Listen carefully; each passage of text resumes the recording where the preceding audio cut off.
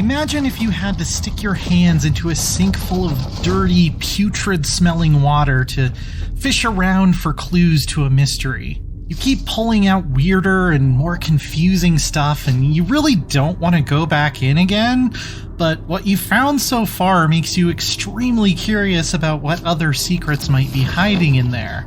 That's the best way I can describe the overall experience of playing Scorn, a first-person puzzle game about exploring the ruins of a dead civilization. With a mesmerizing biomechanical aesthetic inspired by the likes of H.R. Geiger and Harlan Ellison's I Have No Mouth and I Must Scream, it's far more disturbing and unsettling than it is horrifying, but the vibes it creates can be very potent.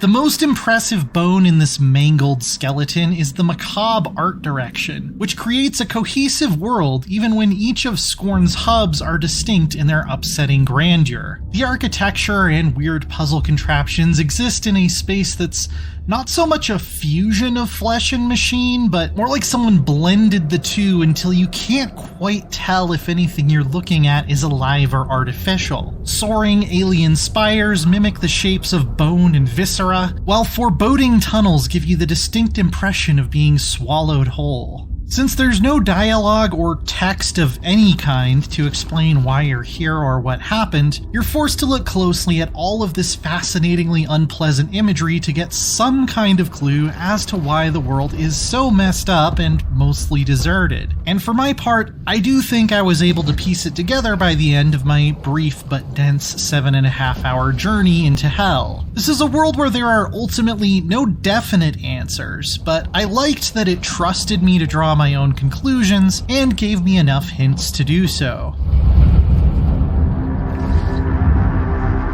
Scorn stars an equally enigmatic zombie thing who wakes up in the middle of this mess and sets about solving some moderately challenging puzzles with no stated mission other than to keep moving forward. The otherworldly, mist-like contraptions aren't exactly Mensa-level brain teasers, but some of them were tricky enough that I felt pretty satisfied when I finally caught on to their workings. Thus, it's purely curiosity that motivated me to keep going. This nameless homunculus, or whatever he is, presents me with the same question as the expanse around him. Is any of this even worth saving? And an unskippable cutscene early on seems to suggest that no, he isn't. So I didn't really develop any sense of self-preservation or hope for salvation. This place and this character probably got what they deserved. I just wanted to see what was beyond the next ribcage door.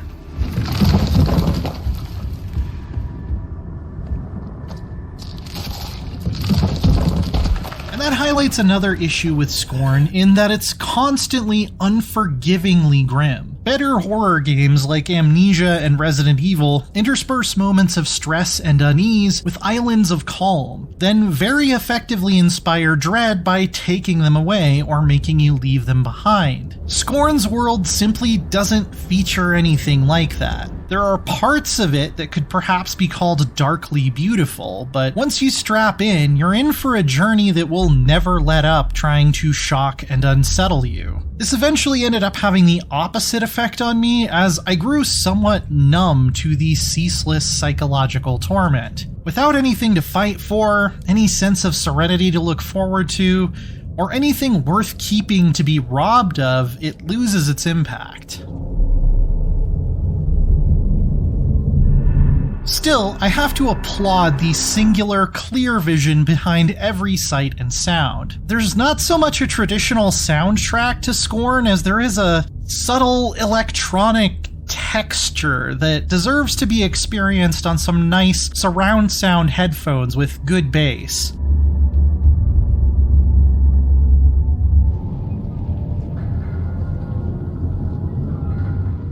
It's also impressive how everything you can interact with has moving parts that fit together, whether that's a puzzle the size of an entire tower or even your inventory, which is made up of these weird fleshy artifacts. Each round that goes into one of your weapons has to be hand-loaded, and getting more from a replenishment station is another animation all its own. This really served to make me feel grounded in the world. Unfortunately, the combat itself is dreadful, and I don't mean that in a good way. Most enemies have highly accurate ranged attacks, your strafing speed is painfully slow, and the only weapons that do a decent amount of damage have very limited ammo. Some of the hitboxes are ridiculous. It looks like you should easily be able to shoot through these bars, but you can't. And both healing items and checkpoints can be very stingy in some places. Thankfully, combat is only a major part of one of Scorn's 5 chapters, which is the only reason it didn't entirely ruin the experience for me. I don't think any of this was an accident. On the contrary, it seems like combat was meant to be a pain in the ass to encourage you to avoid it if you can. But there's no real stealth or cover system either, so I generally resorted to cheap but tedious strategies such as running around a pillar like a cartoon character and getting a hit in whenever I could, or just attempting to run past all the enemies and praying I wouldn't take too much damage. If you don't want me to fight them, you need to give me better tools for avoiding them. Removing most, if not all, of the enemies from the combat-heavy Act 3 would make Scorn a better experience, as it very much works against the exploration and puzzle-solving aspects I liked a lot better. There was probably no need to include combat at all, and especially not like this.